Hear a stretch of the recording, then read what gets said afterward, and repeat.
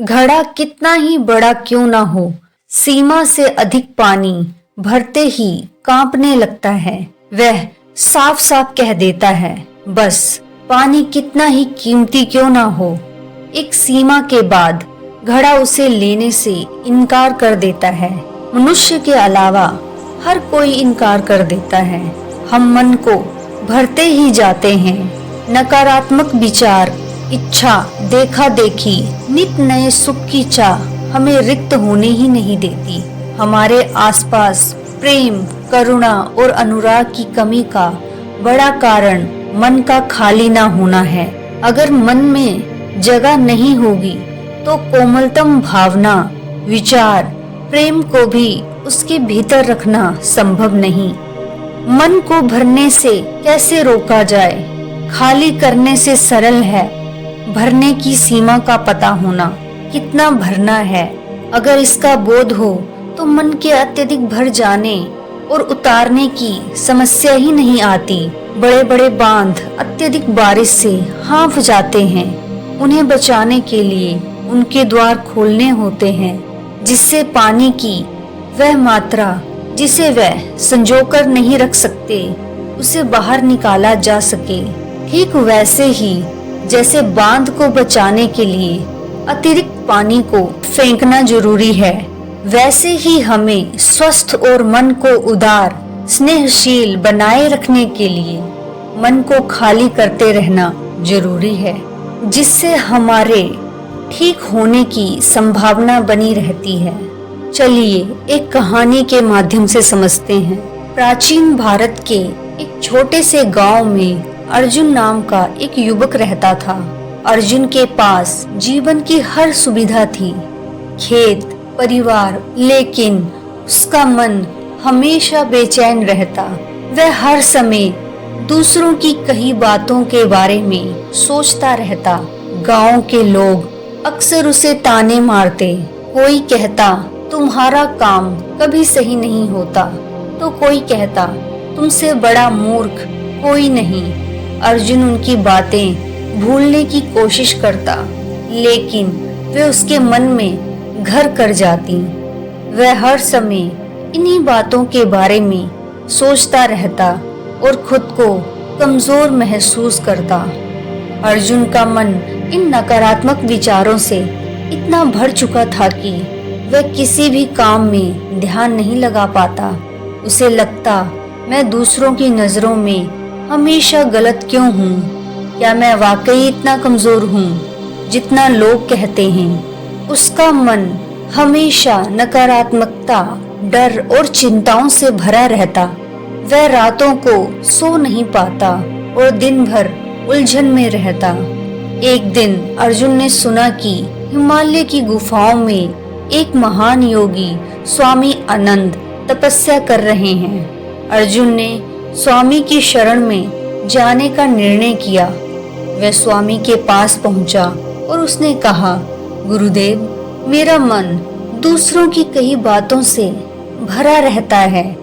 लोग मुझे ताने देते हैं, मेरी आलोचना करते हैं और मुझे कमजोर महसूस कराते हैं।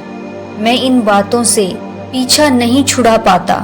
कृपया मुझे शांति का रास्ता बताइए। स्वामी आनंद ने मुस्कुराते हुए कहा, तुम्हारी समस्या वही है जो अधिकतर लोगों की है, लेकिन शांति पाने के लिए तुम्हें मन को खाली करना ही होगा। चलो मैं तुम्हें इसका तरीका सिखाता हूँ। स्वामी ने अर्जुन को एक घड़ा दिया और उसमें पानी भरने को कहा। अर्जुन ने घड़ा पानी से भर दिया। स्वामी ने कहा, अब इसमें और पानी डालो।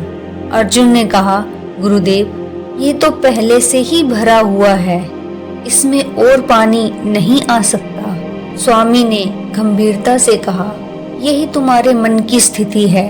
ये दूसरों की नकारात्मक बातों से इतना भरा हुआ है, इसमें अच्छे विचारों के लिए कोई जगह ही नहीं बची है। जब तक इसे खाली नहीं करोगे, तुम शांति महसूस नहीं कर सकते। पहले मन को इन बातों से मुक्त करना सीखो। फिर स्वामी ने अर्जुन से कहा क्या तुम जानते हो कि लोग तुम्हें क्यों ताने देते हैं? अर्जुन ने जवाब दिया, क्योंकि मैं कमजोर हूँ। स्वामी हंसकर बोले, नहीं, क्योंकि ये उनका स्वभाव है। लोग अक्सर दूसरों की कमजोरियों को उजागर करके खुद को बेहतर महसूस कराना चाहते हैं, लेकिन उनकी बातें तुम्हारी सच्चाई नहीं है। क्या तुमने कभी सोचा है कि जब किसी पेड़ पर फल आते हैं तो लोग उसे पत्थर मारते हैं क्योंकि वह फल देता है? तुम भी उस पेड़ की तरह बनो, दूसरों की बातों को पत्थर समझो और उन्हें अपने ऊपर हावी मत होने दो। स्वामी ने अर्जुन को नदी के किनारे ले जाकर कहा, इस नदी को देखो, इसका पानी बहता रहता है। अगर इसे रोकने की कोशिश करोगे तो ये ठहर जाएगा और गंदा हो जाएगा। तुम्हारे विचार भी इसी तरह हैं। उन्हें रोकने या पकड़ने की कोशिश मत करो, उन्हें बहने दो। अर्जुन ने आंखें बंद की और अपने विचारों पर ध्यान दिया। उसने देखा कि हर नकारात्मक बात जो लोगों ने कही थी बार बार उसके मन में आ रही थी, लेकिन जैसे ही उसने उन्हें बहने दिया और पकड़ने की कोशिश नहीं की, वे धीरे धीरे कम होने लगी। स्वामी ने समझाया, जब तुम दूसरों की बातों को पकड़ना बंद कर दोगे तो वे अपने आप कमजोर हो जाएंगी और तुम्हारा मन खाली हो जाएगा। स्वामी ने अर्जुन से कहा, तुम्हारा मन दूसरों की बातों का बोझ इसलिए उठाता है क्योंकि तुमने अपनी पहचान उनके शब्दों के आधार पर बना ली है, लेकिन तुम्हारी सच्चाई उनके शब्दों में नहीं है। तुम अपनी आत्मा हो, शुद्ध, शांत और स्थिर। हर दिन ध्यान करो, अपनी आत्मा से जुड़ो। जब तुम अपनी आत्मा को महसूस करोगे तो दूसरों की बातें तुम्हें कमजोर नहीं कर पाएंगी। अंत में स्वामी ने अर्जुन से कहा, अपने जीवन में जो भी अच्छा है उसके लिए आभार व्यक्त करो। जब तुम आभार व्यक्त करते हो तो तुम्हारा मन नकारात्मकता से बचा रहता है। साथ ही दूसरों की मदद करो। सेवा करने से तुम्हारा ध्यान उनकी बातों से हटकर उनके सुख पर केंद्रित होगा। कुछ महीनों के अभ्यास के बाद अर्जुन का मन पहले से शांत हो गया। उसने समझ लिया कि दूसरों की नकारात्मक बातें सिर्फ उनकी सोच है, उसकी सच्चाई नहीं। अब वह हर दिन ध्यान करता, वर्तमान में जीता और आभार व्यक्त करता। जब वह फिर से स्वामी के पास गया तो उसने कहा, गुरुदेव, अब मैं समझ गया हूँ कि दूसरों की बातों का बोझ उठाना मेरी गलती थी।